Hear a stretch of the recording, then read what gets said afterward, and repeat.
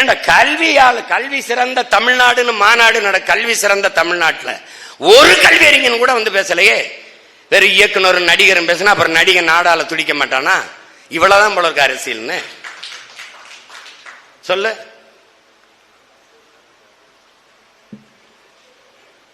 என் தம்பி கவிபாஸ்கர் சொன்ன மாதிரி அவன் குடிச்சு சாகுறான், அவன் கூத்தாடிய பார்த்து சாகுறான்.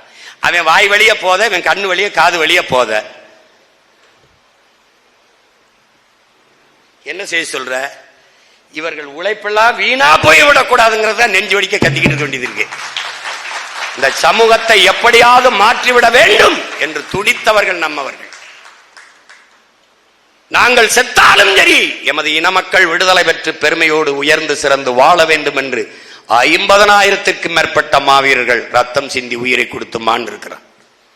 என் உயிர் தமிழ் மொழி அழிந்து விடக்கூடாது என்பதற்காக நூற்றுக்கணக்காவன் தன் இன்னுயிரை ஈகம் செய்திருக்கிறான். மொழியும் அழிந்தது, இனமும் அழிந்தது.